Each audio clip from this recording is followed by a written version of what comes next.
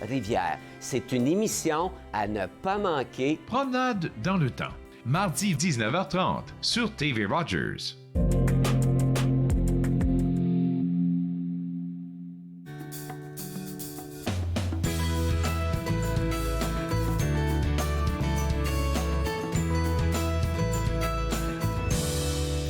Bonjour et bienvenue entre nous exclusivement sur les ondes de TV Rogers. Je suis Claude Andrea Bonny. Je me ferai un réel plaisir de passer la prochaine heure avec vous.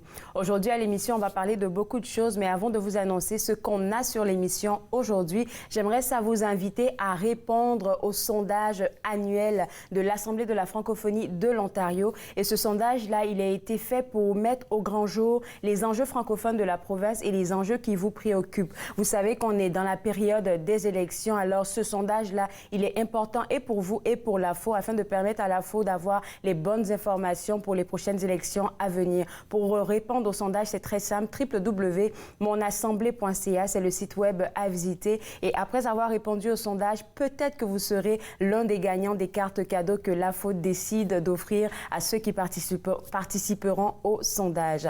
On va revenir à notre émission d'aujourd'hui que je trouve assez intéressante. Je vais m'entretenir avec l'auteur Gilles Lacombe à propos de son dernier ouvrage intitulé Circé des Hirondelles, paru aux éditions Interlignes. Je vais aussi m'entretenir avec quelqu'un du Musée des enfants qui se trouve dans le Musée canadien de l'histoire qui a ouvert ses portes hier après 2 années de fermeture. On va avoir plus de détails aujourd'hui durant l'émission.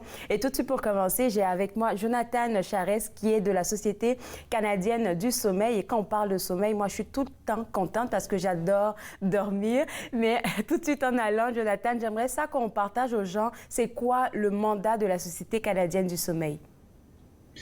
En fait, le mandat de la Société canadienne de sommeil, c'est de promouvoir l'avancement et l'éducation du sommeil pour tous les Canadiens et Canadiennes. En fait, on veut aussi soutenir toutes les activités qui peuvent être offertes au public afin de participer dans la reconnaissance de l'importance d'un sommeil de bonne qualité et adéquat pour une meilleure qualité de vie. En fait, c'est très, très large comme mission, mais en fait, c'est surtout justement de mettre le sommeil à l'avant-première des bonnes habitudes de vie pour une vie longue et en santé.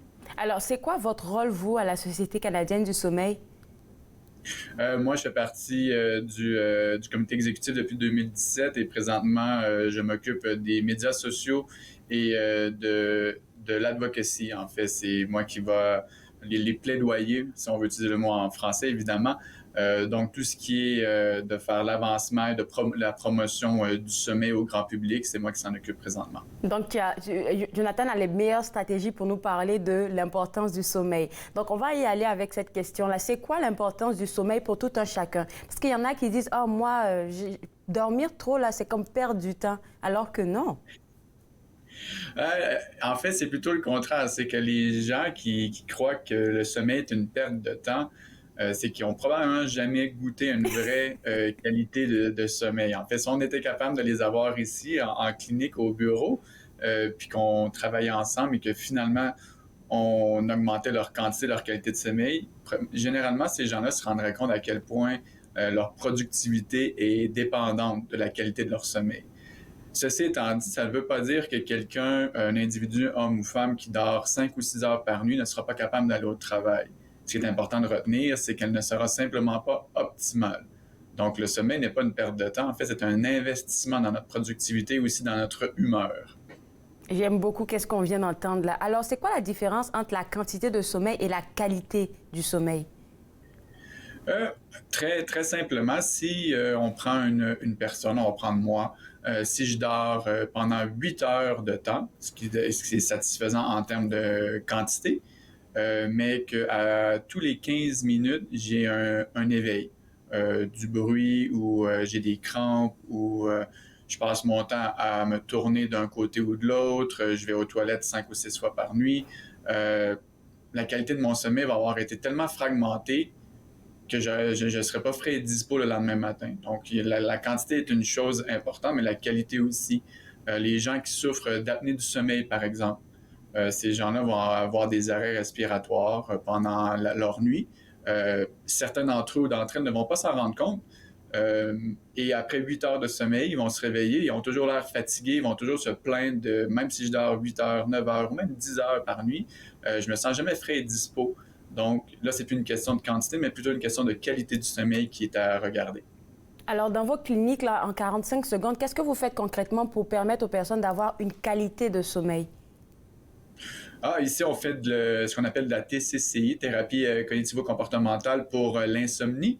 Et aussi, on a 3 médecins spécialisés en sommeil, donc quelqu'un qui se présente et qui a des plaintes qui ressemblent à de l'apnée du sommeil. Donc, on va le mettre en laboratoire, faire un test de niveau 1 qu'on appelle en polysomnographie pour diagnostiquer présence ou absence d'apnée du sommeil. Et par la suite, on va suggérer soit une machine CPAP ou APAP.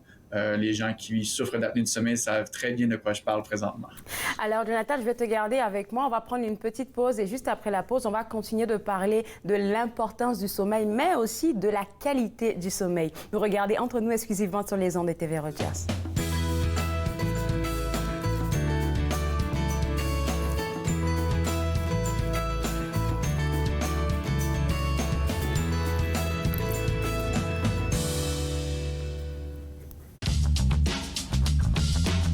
Cette émission est présentée par Télé Ella. Vous êtes enfin aux commandes. Pour en savoir plus, visitez Rogers.com.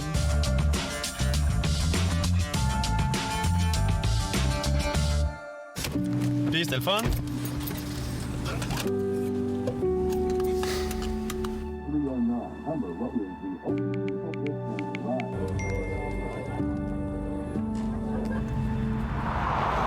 Regarde l'auto.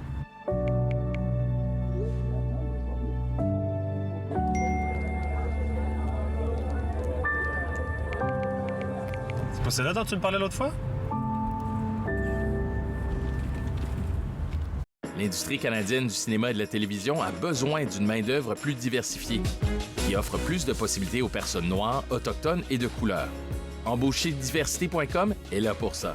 Que vous soyez débutant ou expérimenté dans le métier ou à la recherche de talent, Embaucherdiversité.com vous connecte avec les bonnes personnes, du scénario au développement et de la production à la commercialisation en passant par la distribution. Embaucherdiversité.com. Ensemble pour une industrie plus forte. Chaque année, des dizaines de Canadiens sont tués ou gravement blessés parce qu'ils prennent des risques près des voies ferrées. Parlez de la sécurité ferroviaire à vos proches. Visitez le finilesvoiestragiques.ca.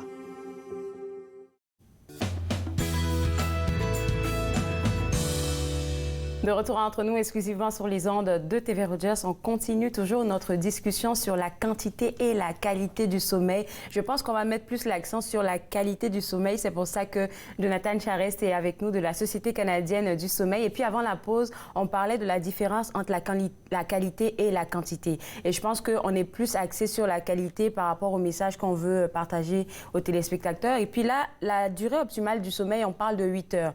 Il y en a qui disent que malgré le fait que je dors 8 heures, je ne suis pas bien reposée. Puis, dans ce temps-là, j'aimerais ça t'entendre sur qu'est-ce qu'on devrait faire pour avoir une qualité du sommeil.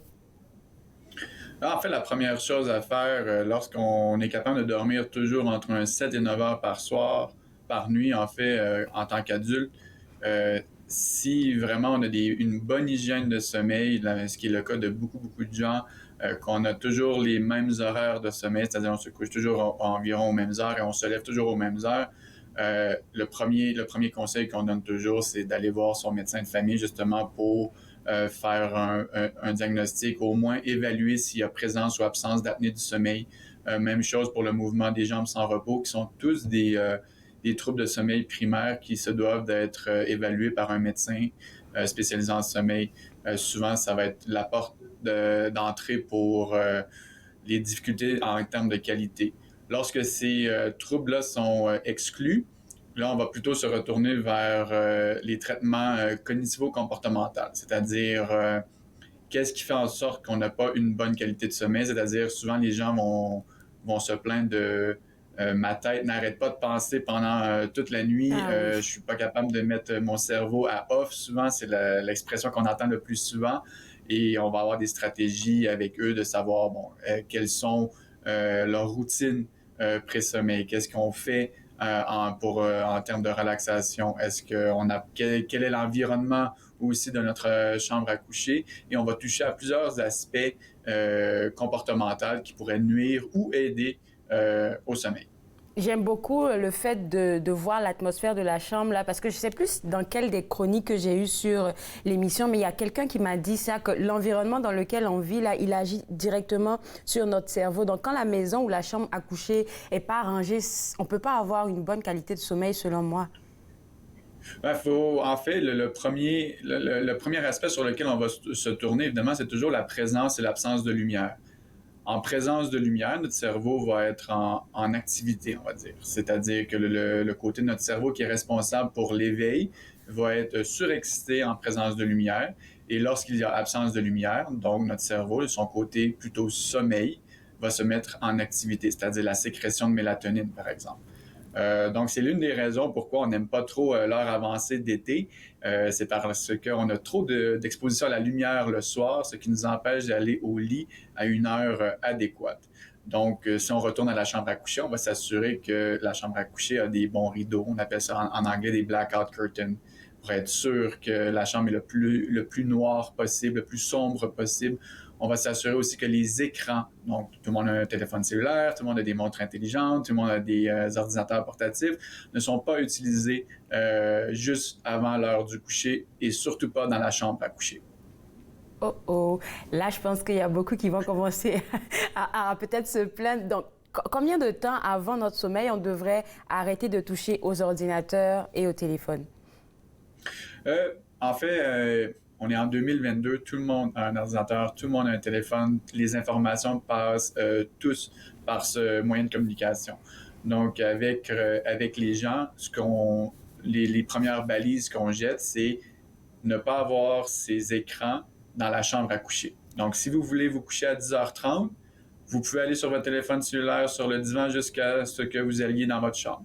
Une fois que ce comportement-là est bien ancré, qu'il est facile, qu'il n'est plus vraiment un obstacle, on essaie de se diriger vers est-ce qu'on est capable d'avoir un 30 minutes avant l'heure du coucher, donc avoir un couvre-feu d'écran à 10 heures le soir avec une heure de coucher à 10 heures afin d'éviter les écrans le plus possible. Et on essaie d'augmenter ce temps le plus qu'on peut sans diminuer la qualité de vie de la personne. Donc, généralement, on est capable d'aller obtenir entre un bon 30 à 60 minutes en règle générale avant l'heure du coucher sans les écrans. Puis de cette façon-là, on a le meilleur des deux mondes. On n'est pas frustré ou choqué de ne pas avoir accès à nos écrans, à nos téléphones cellulaires. Et on améliore aussi notre qualité de sommeil avec un simple geste, c'est-à-dire changer nos habitudes de vie et décrocher de nos écrans. Il y a des gens qui auront la même excuse que moi, mais c'est sur mon téléphone que je mets mon alarme. On triche un peu, je sais, mais c'est ça l'excuse. C'est sur mon téléphone que je mets mon alarme. Je pense qu'on devrait aller s'acheter une horloge alarme là, en tant que telle, puis laisser le téléphone au salon. Vous savez, moi aussi, j'utilise mon téléphone cellulaire comme alarme. Okay. En fait, le principe, c'est que est-ce qu'il est en mode veille, en mode silence, et est-ce que l'écran est face au sol? C'est-à-dire que si vous avez une notification, vous ne verrez pas votre écran s'allumer. Donc, vous n'avez pas aucune pollution lumineuse lors de votre nuit. Donc, de cette façon-là, j'ai aucun problème à ce que les gens utilisent leur téléphone cellulaire comme alarme le matin, tant aussi longtemps qu'ils ne vont pas le regarder pendant la nuit. Si cela est un problème, donc là, on pourrait envisager d'autres techniques, c'est-à-dire mettre le téléphone un petit peu plus loin que le lit. Donc, vous avez besoin de vous lever de votre lit, donc de faire un mouvement physique pour aller chercher votre téléphone. Donc, il y a plusieurs façons de contourner ces petites règles-là sans être trop strict. Trop strict envers nous-mêmes aussi. J'aimerais ça qu'on parle vraiment de la mélatonine. Parce qu'on entendait, avant la pause, avant l'émission, on avait une discussion et puis tu me parlais de certaines statistiques qui sont montées ces 2 dernières années. Oui, effectivement, on a vu dans le journal JAMA que la consommation de mélatonine a augmenté environ de 2 à 3 % lors des 10 dernières années ou des 5 dernières années, il faudrait que je relise. En fait, c'est ce qu'on se rend compte. Ça peut être vu d'une façon positive, c'est-à-dire les gens prennent de plus en plus conscience que leur sommeil est important. Ou on pourrait voir ça aussi du côté négatif, c'est-à-dire que les gens sont tellement désespérés d'une piètre qualité de sommeil qu'ils vont commencer à se procurer à peu près n'importe quoi sur le marché pour pouvoir améliorer leur sommeil sans pour autant regarder comment ils interagissent avec leur environnement et leurs habitudes de vie. Donc, la première chose qu'on dit avec la mélatonine, c'est, premièrement, la mélatonine, c'est une hormone et c'est l'hormone de la noirceur. C'est pas, la consommation de mélatonine ne va pas vous faciliter l'accès au sommeil, c'est plutôt un décaleur de temps. Lorsqu'on utilise de la mélatonine, c'est surtout pour les gens qui sont en décalage horaire ou nos oiseaux de nuit, c'est-à-dire un étudiant de 17-18 ans qui a de la difficulté à aller se coucher avant minuit ou 1 heure du matin, on pourrait stratégiquement utiliser de la mélatonine. L'un des gros problèmes aussi avec la mélatonine, c'est que la majorité des gens se procurent un 10 mg de mélatonine et probablement que la moyenne des gens ne devrait pas utiliser plus que 1 mg de mélatonine. Wow, OK. Donc, ce qui fait en sorte que les gens se réveillent super somnolents le lendemain matin. Ils n'ont pas obtenu ce qu'ils devaient obtenir de leur mélatonine. Et je conseillerais à tout le monde qui utilise la mélatonine d'avoir un petit rendez-vous téléphonique avec leur médecin de famille ou un spécialiste de sommeil afin de l'utiliser à bon escient, adéquatement et sur une bonne stratégie. Merci beaucoup, Jonathan, parce que oui, j'ai eu une mauvaise expérience avec ça. Je voulais faire ma belle, là, mais non, j'ai été comme un peu droguée, la honte griffe pendant toute une journée. Je ne comprenais pas, mais après, j'ai fait le lien. Merci beaucoup. On va inviter les gens à aller visiter le site web et pourquoi pas aller jeter un coup d'œil aussi à votre clinique. On se reparle une prochaine fois. Merci beaucoup. Passez une excellente journée. Prenez soin de votre sommeil. Merci. Alors, vous autres à la maison, pour vous intéresser un peu plus à la Société canadienne du sommeil, je vous inviterai à visiter le www.scs-css.ca. On va prendre une toute petite pause et juste après, on s'informe sur le Musée des enfants qui a réouvert ses portes hier. Vous regardez Entre nous, exclusivement sur les ondes de TV Rogers.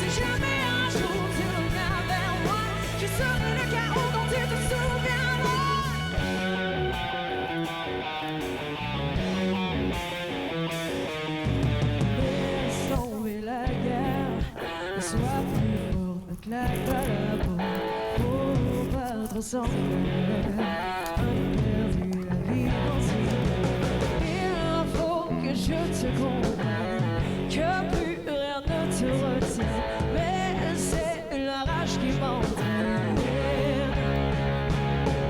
Si jamais un jour tu reviens vers moi, que tu te reprends et ton mort et toi, je te ferai traîner dans la poussière, il t'en faudra des pieds, des mains pour me plaire. Si jamais un jour tu reviens d'ailleurs, t'as bien vu qu'il n'y a pas meilleur.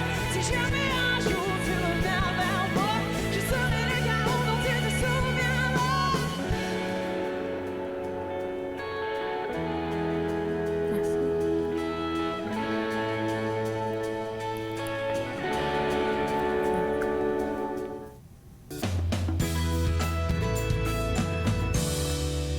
De retour entre nous exclusivement sur les ondes de TV Rogers, le Musée des enfants qui se trouve à l'intérieur du Musée canadien de l'histoire a réouvert ses portes hier et pour en parler avec moi, la directrice des expositions pour le Musée canadien de l'histoire, Julie Leclerc.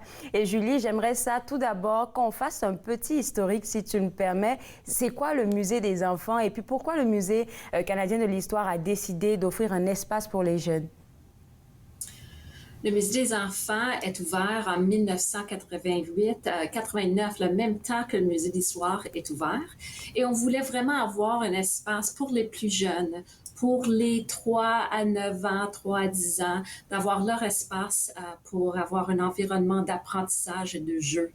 C'est ouvert avec la thématique de la grande aventure. Et c'est surtout un de nos attractions le plus populaires ici au Musée de l'histoire. Oui, j'ai pu voir ça, je pense que c'est sur vos réseaux sociaux hier. Il y a quelqu'un qui a posté que voilà, ça allait réouvrir les portes. Et puis je voyais des commentaires. Oh, mes jumeaux adoraient passer un moment là-bas. Oh, à chaque temps, j'aimerais jamais aller là-bas avec mes enfants. Je me suis dit, c'est qu'il y a beaucoup de familles qui vous attendaient pour la réouverture. Oui, beaucoup de familles. Ça faisait depuis mars 2020 qu'on était fermé, donc tout le monde attendait impatiemment un peu que les portes s'ouvrent. Alors, dites-moi un peu, pour le musée canadien de l'histoire, je suppose, comme tous les musées d'ailleurs, ça a été un gros coup de massue quand on a parlé des fermetures et tout, parce que je pense que c'est l'une des plus grosses attractions que vous avez avec les jeunes, là, surtout que ça permet aux parents d'avoir un répit. Donc, quand ça s'est fermé, est-ce que vous avez offert des activités en virtuel? Oui, on avait plusieurs activités virtuelles et beaucoup de activités que vous pouvez voir sur le site web, des downloads pour du bricolage, des apprentissages. Et aussi, on avait beaucoup des affaires online pour les enseignants aussi, pour faire dans leur classe virtuellement et aussi en classe. Alors maintenant qu'il a ouvert, là, réouvert, je suis sûre que les gens se posent la même question que moi. Est-ce qu'il y a des affaires de nouveau? Est-ce qu'il y a des nouveautés? On a ouvert dans sa forme actuelle avec quelques modifications des destinations, une expérience interactive pour assurer la sécurité de nos plus petits visiteurs, leurs familles et notre personnel. Un des nouveautés, c'est le nouveau passeport de famille. L'autre passeport, il fallait courir dans le musée pour trouver les tampons. Donc, les tampons sont maintenant remplacés par les autocollants. Et chaque destination a une aventure. Il y a des petits faits intéressants, quand des saviez-vous que. Et dès que l'aventure est finie avec la famille, ils peuvent coller leurs autocollants sur la place ici. Hier, j'ai vu un petit enfant qui était fier de finir son aventure, puis il mettait son autocollant très précieusement. Il était très fier d'avoir le fait. Alors, c'est ça que je voulais qu'on discute, parce que quand je regardais les différents lieux que les enfants vont visiter, parce que c'est vraiment des lieux, vous avez, comment je vais dire ça, décoré de sorte à ce qu'ils se sentent là. On parle du Mexique, on fait un tour en Inde, on fait un tour en Indonésie. Ça fait beaucoup de lieux à découvrir en même temps. Oui, on a 12 différentes destinations et aussi on a le marché, on a le café, on a l'autobus pakistanais, on voit sur des photos maintenant. Et aussi on a le studio où les enfants peuvent faire du bricolage. J'aime ça aussi, si je peux me permettre de le dire, qu'on voit aussi un endroit où est-ce qu'on parle du Nigeria. Le Nigeria, c'est un pays d'Afrique, donc on voit que le musée est très inclusif. Absolument. Absolument. On est sur tous les continents. Alors, c'est quoi l'expérience pour un enfant qui arrive? Ça lui prend combien de temps? 1 heure, 2 heures, 3 heures pour pouvoir faire le tour de tout ça? Présentement, on a des heures spécifiques prédéterminées pour les enfants parce que pour assurer la santé et la sécurité de nos visiteurs, on a une capacité limitée au moment. OK. Donc, on a 3 périodes de temps de 2 heures chaque. Donc, on avertit tout le monde de réserver leur billet à l'avance pour garantir leur place. On est déjà vendu complet. Aujourd'hui, il y a quelques heures à 2 heures, quelques billets qui restent demain à 2 heures, mais samedi, dimanche, c'est complètement vendu. Donc, pour acheter les billets sur le site web, c'est muséedelhistoire.ca. Et c'est acheter un billet d'admission pour le musée des enfants et ça donne une heure à rentrer et 1 heure à sortie. Et après, le billet est encore, ça comprend tout accès au musée d'histoire et du Ciné+.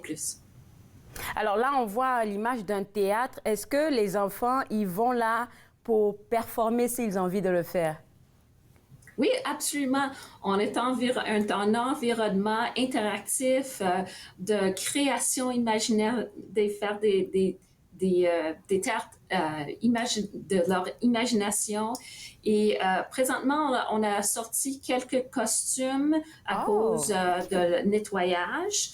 Et aussi, on fait beaucoup de nettoyage pour les surfaces souvent touchées. On a des stations de désinfection pour les mains, des lingettes, tout pour la sécurité et la santé de nos plus petits visiteurs. J'aimerais ça, s'il vous plaît, qu'on revienne un peu sur le passeport famille. Quand moi, je m'inscris sur le site web ou que j'achète mon billet sur le site web, est-ce que je présente mon billet et que je reçois directement le passeport famille ou comment ça se passe?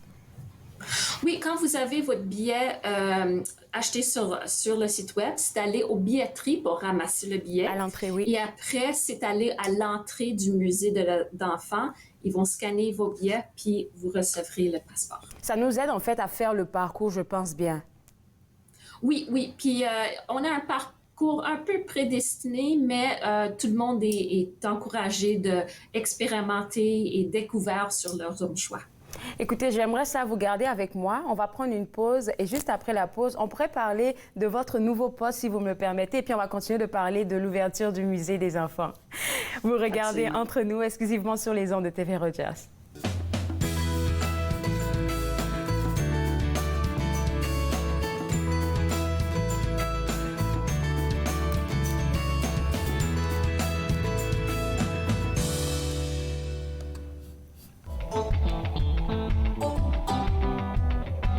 Sous le soleil des affamés, lui s'en va le ventre plein.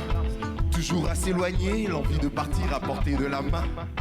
Si ce n'était que de l'histoire, dans son rétroviseur, de celle si seule assise derrière, dans son rétro qui pleure, confort sous un torrent de pluie. Car sa vie le retient, tu peux, il tient encore dans les mains le reste. Il s'en plaindra demain, ce geste aura raison de lui, modeste désir qui ne reviendra pas. Le temps qui s'effrite pas à pas, rattrape toujours celui qui fuit. J'étancherai ma haine, je soignerai ma paix, itinérant sans solde, toujours insatisfait. J'étancherai ma haine, je soignerai ma paix, itinérant sans solde. Dans cette ville qu'il a vu naître, la pitié est maître. À ce vouloir d'exil, cette fin pourtant il sait finira peut-être par tout lui prendre. En dédain, à quoi s'attendre quand le poison lui fait son effet? Mais ça vous le saviez déjà, au chat qui dort on ne touche pas. Les dégâts de la loi du talion ont fait de nous ivrognes et pions. La quête d'échappatoire dans un monde de fabulation, bientôt à en perdre la mémoire duquel des deux avait raison. J'étancherai ma haine, je soignerai ma peine, itinérant sans seul, toujours insatisfait. De retour entre nous exclusivement sur les ondes de TV Rogers, on s'informe toujours sur la réouverture du musée des enfants qui se trouve à l'intérieur du musée canadien de l'histoire. Des nouveautés à venir, on en a parlé avant la pause avec Madame Leclerc, qui est la directrice des expositions pour le musée canadien de l'histoire. Et puis, on veut continuer de parler de ce que vous offrez comme activité. J'ai vu qu'il y a aussi, on donne toujours accès aux tables de bricolage pour les jeunes et les parents. Qui invite dans le studio, dans l'atelier, d'imiter pour créer des banderoles. Et avec les banderoles, les enfants peuvent les ramener chez eux ou ils peuvent les laisser aux ateliers pour nous aider à décorer le plafond de l'atelier. Et après, la prochaine fois que les enfants viendront au musée, ils peuvent s'essayer de trouver leurs banderoles qu'ils ont créées. Aussi, on crée des banderoles avec utilisant des matériaux recyclés et durables. Ça, c'est très intéressant, ça. Surtout que ça leur permet d'ouvrir un peu la créativité. Oui, c'est des choses qu'ils font, je vais dire, en salle de classe, mais de le faire dans un environnement où ils sont venus s'amuser, ça donne plus de fun. Moi, je vais dire ça comme ça. Oui, absolument. Il y a une photo des banderoles ici aussi. Oui, c'est beau. Donc, c'est vraiment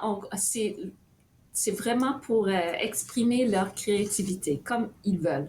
La cuisine mexicaine, j'ai déjà fait un tour là-bas. Je pensais que je suis partie en visite avec ma salle de classe. J'ai beaucoup apprécié. Est-ce qu'il y a encore ça qui existe?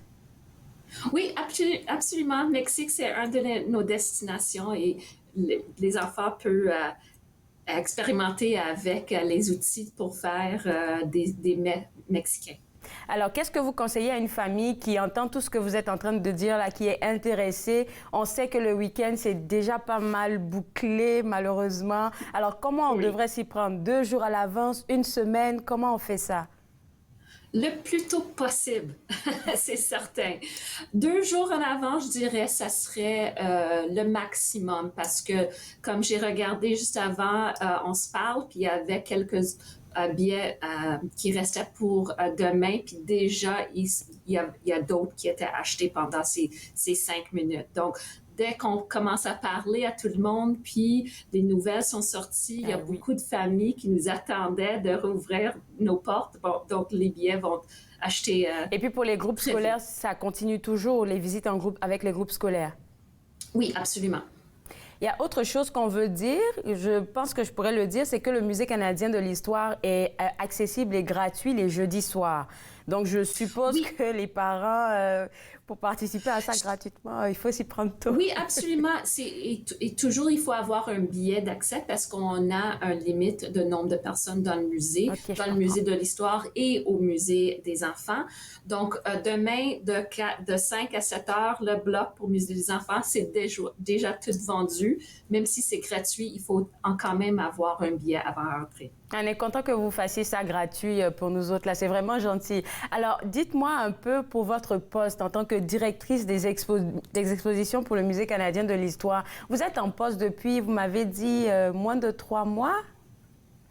Oui, j'ai commencé au mois de mars. Vous avez commencé au mois de mars. Alors, comment vous trouvez ça? Et puis, qu'est-ce qui vous a mené à ce poste-là?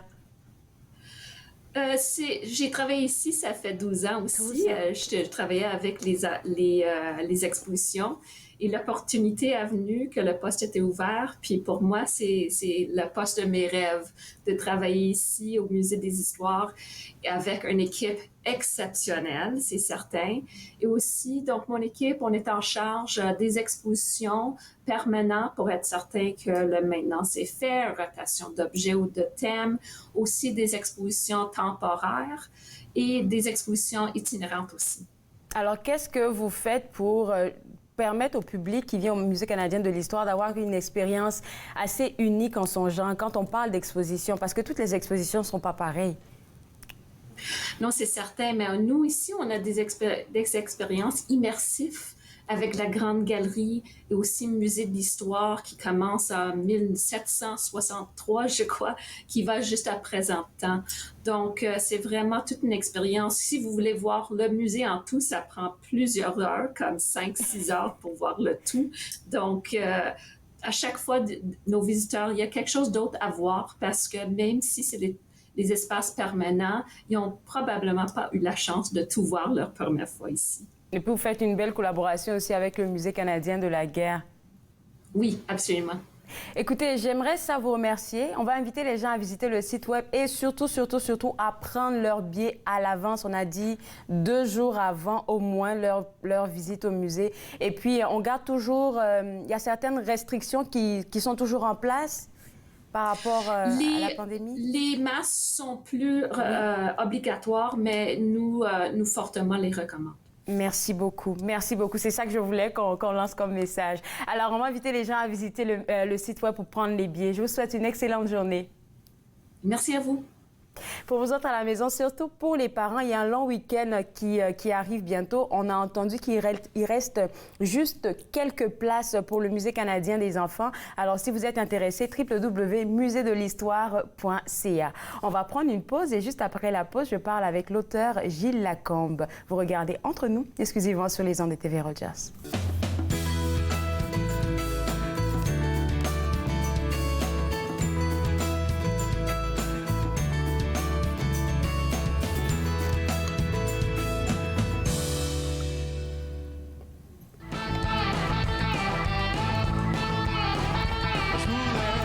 Sacré mon camp, mais je peux pas passer le quart de porte.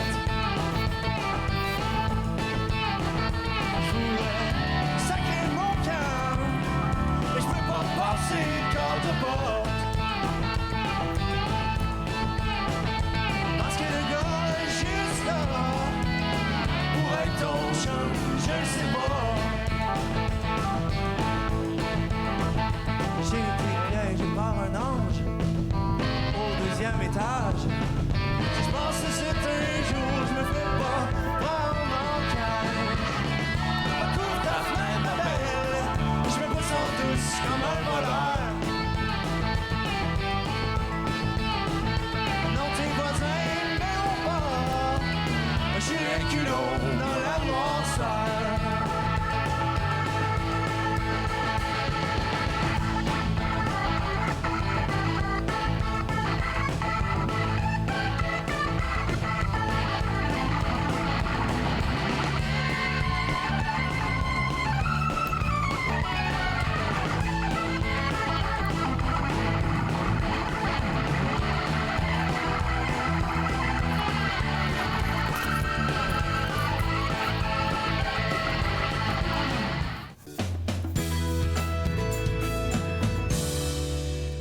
De retour entre nous exclusivement sur les ondes de TV Rogers, on découvre ensemble l'ouvrage qui s'intitule Circé des hirondelles de l'auteur Gilles Lacombe, paru aux éditions Interligne. Mais avant de parler de l'intérieur, du contenu de cet ouvrage-là, on aimerait ça parler avec l'artiste parce que j'ai pu voir un peu votre biographie, vu un peu votre parcours. Je vois que vous avez plusieurs cordes à votre arc dans le monde artistique. Donc j'aimerais savoir d'où est-ce que ça vous vient, cette sensibilité-là pour le monde artistique?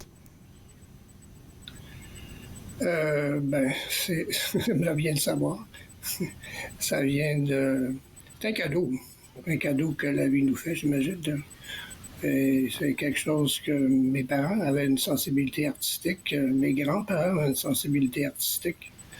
L'éducation, quand j'étais jeune, c'était pas tellement développé ici, l'éducation des arts, mais par contre, l'éducation de la littérature, ça, c'était développé quand j'étais jeune. Et j'ai pris donc mon amour de la littérature dans les cours que j'ai reçus, dans les œuvres que j'ai étudiées là, à l'école secondaire et à l'université par la suite. Mais la peinture, là, je suis plutôt un autodidacte en peinture. J'ai jamais suivi de cours officiels. En littérature, j'en ai suivi beaucoup de cours. Et j'en ai donné aussi. Mais la peinture, non. La peinture, c'est quelque chose que j'ai toujours fait par moi-même, mais j'en fais beaucoup. J'en ai fait beaucoup et j'en fais beaucoup. On va en parler un peu plus tard de ce volet peinture-là. Donc, tout ce que vous avez dit, c'est pour mentionner qu'un jeune ou un enfant qui vit dans un environnement qui est artistique, où les gens ont une sensibilité, il aura lui aussi cette sensibilité-là. Bon, on le dira à 75 %. Sûrement que ça nuira pas. Et ça devrait aider grandement, là. Dès que c'est... comment dirais ça? C'est ce besoin de créer et valoriser, la personne va y trouver un épanouissement, ça c'est certain. Littérature, art visuel, donc on parle de art visuel, on parle de peinture et autres, mais aussi la céramique. À quel moment que vous avez touché ou bien que vous avez senti ce besoin-là de toucher à chacun de ces volets artistiques-là? Comment c'est venu? Moi, j'ai fait une maîtrise en littérature que j'ai terminée en 70, mais là, je voulais me lancer dans la peinture et j'ai commencé à faire de la peinture, à faire du dessin. J'en ai fait pendant les années 70. Et la céramique, ça a commencé dans les années 80 et ça s'est développé de façon intermittente, mais moins que la littérature et moins que la peinture. La céramique, c'est très intéressant, mais c'est plus compliqué à héberger.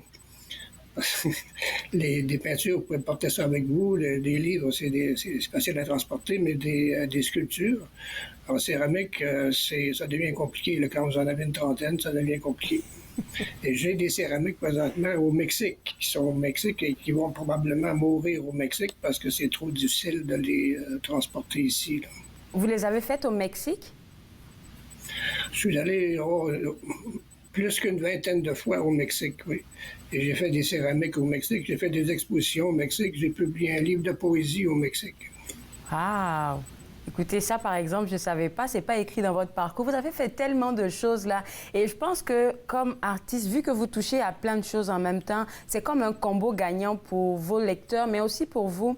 Parce qu'il y a certains ouvrages, on va en parler un peu plus tard, vous avez participé même à l'un d'entre eux, qui ont des textes et en même temps de l'image. Et puis, pour les illustrations, ils vont aller chercher un autre artiste parce que l'écrivain, il fait juste écrire. Mais vous avez tout ça en même temps. Oui. Oui, bien ça, c'est doubler son plaisir. Écrire un texte, c'est déjà très agréable, et le mettre en peinture, ben, c'est 2 fois plus agréable. Et oui, ça, c'est peut-être ce que je préfère faire. J'ai fait aussi beaucoup de livres d'artistes qui sont des livres à exemplaires uniques, là, avec texte et images. Et j'en ai fait des expositions de ça. J'ai souvent illustré mes recueils de poèmes. Ça aussi, et j'ai fait des illustrations pour des recueils de poèmes ou des recueils de quelques livres de contes pour d'autres auteurs. Et j'ai fait une thèse de doctorat sur le rapport entre un roman et son illustration par Maria Chapdelaine, illustrée par Clarence Gagnon. Alors, tout ce domaine du rapport peinture-littérature, c'est quelque chose qui m'intéresse depuis très longtemps. Puis encore aujourd'hui, quasiment tous les jours, là, je suis plongé là-dedans à faire des poèmes et à les mettre en image. C'est pas le dernier projet en date sur lequel vous avez travaillé là qui va dire le contraire. On va l'annoncer aux gens. Hier, ça a été annoncé officiellement. Vous avez lancé avec plein de poètes aussi, là, le poète de la capitale 22, qui est le projet du poète de la ville d'Ottawa, M. Gilles Latour, qu'on a reçu ici à l'émission. Hier, c'était le lancement. Vous avez fait toutes les illustrations, toutes les images, en fait. De quoi vous êtes inspiré? Elles sont tellement belles et vives, en plus, ces images-là. Oui. Quand on a comme ça le plaisir d'illustrer ou de mettre en image un poème, la première chose qu'on va faire, bien sûr, c'est lire attentivement le poème, puis essayer de saisir la tonalité générale ou relativement précise du poème, si c'est triste, si c'est joyeux, si c'est dramatique, et garder ça en tête. Ensuite, essayer de trouver dans le poème s'il y a des éléments qui se mettent facilement en image, comme des personnages ou des paysages. Puis essayer de trouver les thèmes principaux, et garder ça en tête. Et là, pour moi en tout cas, commencer à faire une peinture en se servant de tous ces éléments-là du texte comme un matériau qui peuvent devenir une image, mais c'est toujours une interprétation du poème, c'est jamais une reproduction du poème. Je trouve que ça... Et ce que vous voyez là ça, c'est des images motivées par mon dernier recueil. Ça fonctionne, les images que j'ai faites pour Gilles Latour fonctionnent de la même façon. Quand vous parlez de lire un texte et puis de vous plonger dans la tonalité de ce que le texte là vous fait ressentir vous-même personnellement et que vous déposez ça sur papier comme dessin, est-ce que vous fermez les yeux, par exemple, pour y aller avec votre ressenti ou bien c'est les yeux ouverts que vous le faites? Parce que je veux juste comprendre. C'est tellement beau ce que vous avez fait là. J'en ai vu 3 à l'émission avec M. Latour il a montré pendant notre entrevue. Oui. Vous savez, tout ce qui fonctionne bien, quand on essaie de faire ça, on peut le faire les yeux fermés, les yeux ouverts, à chacun de décider, là. Mais il faut le faire avec toute sa sensibilité, en quelque sorte. Il faut faire se recueillir et laisser le texte nous parler à l'intérieur, laisser le texte motiver ou réveiller en nous les significations de notre vie qui correspondent un peu à ce que le texte dit. Et c'est avec ce matériau par la suite, on peut faire une peinture. Vous avez fait plus de 20 illustrations pour Poète de la capitale 22. À chacune d'entre elles, là, quand vous avez terminé et que vous les avez soumis aux différents poètes qui avaient écrit les textes, c'était quoi les réactions? Ce qui est arrivé, c'est que j'ai fait des images. Des fois, j'en ai fait seulement une et ça fonctionnait tellement bien que quand on l'a montré au poète, il était d'accord. J'ai fait approuver les images par les poètes. Et des fois, donc, j'ai dû faire pour peut-être un ou deux poèmes, peut-être une dizaine d'images avant que le poète soit satisfait et que moi, je sois satisfait. Alors, la réaction, même quand le poète ne choisissait pas l'image, ce n'était pas un jugement sur l'image, mais juste un jugement sur celle qui lui plaisait davantage. Parce que, franchement, un des plaisirs de faire cette chose-là, c'est de montrer une image à un poète de son poème et voir sa réaction. Et sa réaction est très souvent tellement agréable à voir que c'est ma récompense, en quelque sorte. C'est quoi les matériaux que vous utilisez pour faire vos illustrations? Ces illustrations-là sont toutes faites sur ordinateur. Wow! Okay. C'est numérique. Et donc, j'utilise un logiciel. Je peux vous donner le nom du logiciel. Mais c'est un logiciel très performant. Je suis devenu habitué à ça. Ça fait environ 1 an que j'en fais sur ce logiciel-là. Oui, c'est ce que vous voyez là. Tout ça, c'est fait sur ordinateur. Ça permet Sur ordinateur, ça permet de travailler très rapidement, alors qu'on ferait la même chose sur papier ou Canva, ça prendrait beaucoup de temps, ce serait compliqué. Sur ordinateur, c'est facile, c'est rapide, et on peut essayer des choses et se tromper et se corriger très rapidement.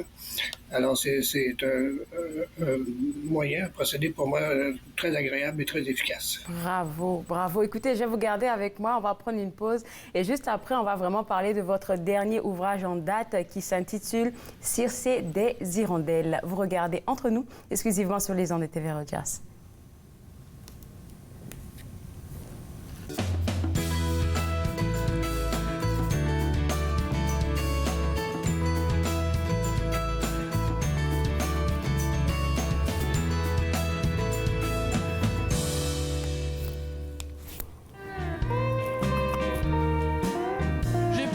Saint-Jérôme, j'ai passé Sainte-Agathe. Il y avait des bernaches dans le ciel d'automne. Faisait pas beau dehors, faisait pas beau dedans. Il y avait rien de bon en radio, mais ça c'est pas surprenant. Un chemin de garnotte qui monte jusqu'à ta porte. Puis des fleurs fanées que t'as mis dans des bottes, que t'as peinturé à la roulette russe, aux oiseaux de toutes sortes. À passer son temps, à passer tout le temps, on finit par plus savoir où aller. Here we go!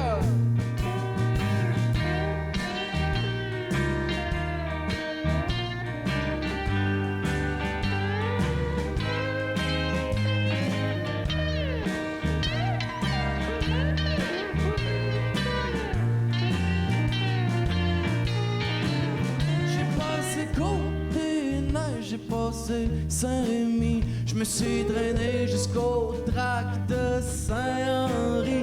J'ai tiré du slingshot dans des canettes vides, dans les vides de char. De retour entre nous exclusivement sur les ondes de TV Rogers, on s'informe même pas, je vais dire, on va découvrir même ensemble ce nouvel ouvrage, La Circé des Hirondelles de l'auteur Gilles Lacombe. Je pense qu'il a paru officiellement il y a 2-3 jours aux éditions Interligne. Et Monsieur Lacombe, j'aimerais savoir le titre, Circé des Hirondelles, ça représente quoi? Ça veut dire quoi?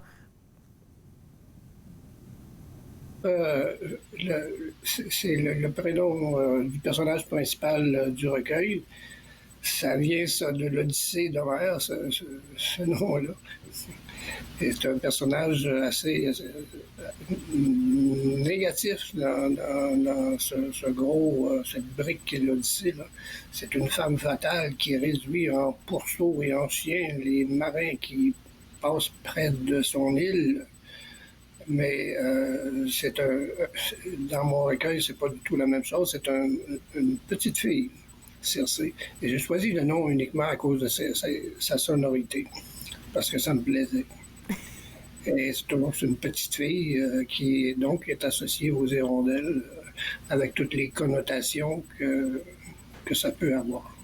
Alors, de quoi est-ce qu'on parle dans cet ouvrage-là? C'est quoi l'histoire?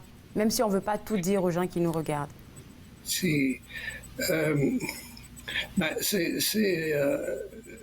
Les premiers poèmes présentent ce personnage-là, Circé, comme étant décédé. C'est une petite fille, donc, qui est morte et sa présence et son absence vont influencer ou déterminer, en tout cas, l'identité du personnage qui parle, le narrateur. Et dans le fond, tout le recueil est fondé sur les rapports entre le narrateur et ce personnage Circé, qui au début, elle est morte, on la présente comme étant morte, mais très rapidement, on se rend compte qu'elle est vivante. De sorte qu'elle est à la fois morte et vivante, et elle prend des valeurs symboliques assez variées, là. Elle est reliée au paysage, elle est reliée à la voix, elle est reliée à la poésie. Qu'est-ce qui vous a inspiré ce recueil de poésie-là? Ben, le personnage lui-même m'a été inspiré par peut-être un peu le personnage mythologique, là, mais m'a été inspiré par deux petites filles de 2-3 ans que j'ai rencontrées au Mexique dans un de mes voyages. C'était de mes voisines que je voyais une fois de temps en temps comme ça. Deux petites filles de 2-3 ans qui étaient d'un charme irrésistible, qui étaient magnifiques, joyeuses, bonne humeur, toujours souriantes et comiques. Et c'était vraiment... j'ai été charmé par cette innocence et en même temps cette sorte d'espièglerie intelligente qu'ils avaient. Et donc, c'était motivé par ça. C'était motivé aussi par un poème d'Anne Hébert qui s'appelle La Petite Morte. Je me rappelle bien du Tombeau des Rois que j'ai eu le plaisir d'enseigner à l'université à quelques occasions. Et si on parlait des sources du texte, parce que oui, les jeunes filles vous ont inspiré, mais c'est un recueil qui est quand même gros comme ça. Là, il y a plusieurs textes à l'intérieur. C'est quoi qui vous inspirait à chaque fois quand vous écrivez vous avez écrit les textes de ce recueil-là? Quand la signification du recueil se donne probablement dès le premier poème et dès les premiers poèmes. Puis après ça, on continue à essayer de développer les thèmes qu'on a commencé là, à les développer, peut-être ajouter d'autres choses. Et ça se fait toujours de façon, pour moi, ça se fait toujours de façon intuitive, sans vraiment y réfléchir, sans plan préétabli. J'écris comme ça vient, au fur et à mesure. Mais bien sûr, je corrige des choses que j'aime pas. Mais quand ça marche bien, ça coule de source et ça prend des significations, des connotations qui sont cohérentes. Sans que vraiment on y ait réfléchi de façon précise. Là. On se fie sur notre intuition, sur notre imagination, sur notre inconscient, et ça donne quelque chose de cohérent. Quand ça marche bien, ça donne quelque chose de cohérent. Et elle vous a pris combien de temps de travail, cette œuvre-là? Ça fait déjà 2-3 ans, sinon un peu plus que j'ai fait ça. Je pense que je l'ai écrit au Mexique, donc ça a dû prendre un mois ou deux, quelque chose comme ça pour l'écrire, je pense. Wow. Et je pense que ce texte-là, si je me rappelle bien aussi, était la première partie d'un recueil il y avait ce texte-là, c'était la première partie. La deuxième partie, c'était les mêmes thèmes, mais qui continuaient en anglais. Et il y avait une troisième partie, les mêmes thèmes, enfin certains des mêmes thèmes qui continuaient en espagnol. Donc ça devait être un recueil trilingue, de poésie trilingue, mais étant donné que c'est pas mal difficile de faire publier un recueil trilingue ici, là, parce que c'est difficile. Ce que j'ai fait, c'est que j'ai gardé uniquement la première partie, et c'est ça qui a été publié présentement. Il va nous rester quelque chose comme 1 minute et 30 secondes, alors que j'ai 2 questions à vous poser. Je vais y aller avec les images que vous avez faites pour Circé des Hirondelles. C'était plus facile pour vous, je suppose, parce que c'est vos propres écrits. Fait que c'est plus facile de ressentir et puis de faire le dessin. Oui, ça, c'est des pages couverture. Prends plaisir d'imaginer des pages couverture. Ça, c'est à l'intérieur. C'est 2 pages à l'intérieur. J'arrive pas à lire le texte, à voir le texte exactement. Mais c'est tellement bien pensé, là, de faire juste comme... En passant juste sur ce sujet-là, j'en ai fait plusieurs. J'ai eu une subvention du Conseil des arts de l'Ontario pour faire des images à partir de ce recueil-là. Et c'est ça qui va être... le recueil va être lancé le 5 juin à Bouquinard, la galerie d'Aylmer. Et en même temps, il va y avoir une exposition des œuvres que j'ai faites pour le recueil. Et il va en avoir environ 150, plus ou moins, là, motivés par le recueil. Ça, c'est 150 images, là, c'est pas rien, j'imagine. Comment les gens seront en extase devant votre travail. Il nous reste quelque chose comme 45 secondes. Qu'est-ce que vous voulez que vos étudiants retiennent de vous quand vous leur partagez votre expérience? Ce sont mes ex-étudiants. Moi, je suis à la retraite depuis un petit bout de temps. Alors, ce que je veux que les lecteurs partagent, c'est pas tellement... Ce que je souhaite qu'un lecteur retienne, c'est le plaisir de lire le texte, peut-être un approfondissement. Il nous reste 10 secondes. Bon. Écoutez, merci beaucoup de nous avoir partagé toute votre expérience et puis d'avoir parlé avec nous à l'émission. On se revoit une prochaine fois. Au revoir. Merci beaucoup. Nous, on revient juste après la pause. Regardez Entre nous exclusivement sur les ondes de TV Rogers.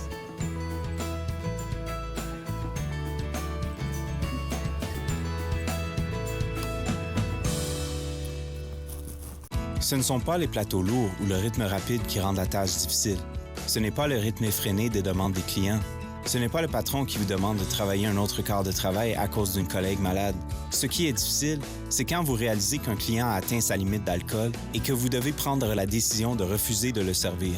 Refuser de servir de l'alcool, ce n'est pas personnel, c'est la loi. Merci aux serveuses et aux serveurs de l'Ontario qui s'acquittent de leurs tâches difficiles. Nous savons que ce n'est pas facile, mais nous comptons sur vous pour assurer notre sécurité. Cette semaine, on rencontre Benoît Laflamme, un conférencier qui vit avec un handicap et qui partage son parcours atypique pour motiver les gens à se propulser au maximum. Suivez-moi, jeudi 20h, sur TV Rogers. Ici Jacqueline Pelletier. Lors de notre prochaine émission, j'aurai le plaisir de m'entretenir avec M. Yves Brunet, porteur du VIH, survivant à 3 reprises du sida. Et tout ça, il va nous raconter comment ça l'a propulsé dans de grands projets. Le deuil fait partie de la vie. Parlons-en. Parlons-en, dimanche 19h30 sur TV Rogers. Si vous aimez les histoires de chasse, vous passerez par chez nous écouter M. Bernard Paquette qui va vous en conter une bonne. Fait que c'est le père qui vous invite, vous viendrez. Viens que je te raconte, dimanche 21h sur TV Rogers.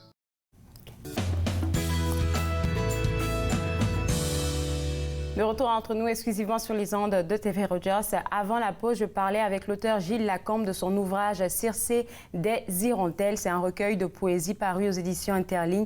Et si vous voulez avoir accès à ça, c'est disponible au www.interligne.ca. On a aussi discuté de la réouverture du musée canadien, du musée des enfants, le musée des enfants qui se trouve à l'intérieur du musée canadien de l'histoire. Tout ce que vous avez à faire pour pouvoir avoir accès au musée des enfants, je sais que c'est une activité que beaucoup de familles apprécient. www.museedelhistoire.ca, c'est le site web du Musée canadien de l'histoire où est-ce que vous pourriez avoir des billets pour le musée des enfants. Moi, je me suis fait le plaisir de passer cette heure avec vous. On sera de retour demain à partir de 11h pour une émission aussi chargée que celle d'aujourd'hui. Mais avant de vous dire ce qu'on a sur l'émission de demain, j'aimerais ça encore une fois vous inviter à visiter le www.monassemblée.ca pour pouvoir répondre au sondage annuel de l'Assemblée de la francophonie de l'Ontario. C'est un sondage qui est fait et qui est disponible en ce moment-là. Ça pourra aider l'Assemblée de la francophonie de l'Ontario par rapport aux élections qui s'en viennent très bientôt. Donc, vous êtes invités à répondre à ce sondage-là. Demain, on va parler des différentes activités du MIFO. On va parler de ce qui se passe au Conseil des écoles catholiques du Centre-Est et avec notre conseiller financier, Cédric Larigaldi. On se voit demain. Bye-bye. Faites-nous part de vos commentaires en composant le 613-521-2323 par courriel sur Facebook et Twitter.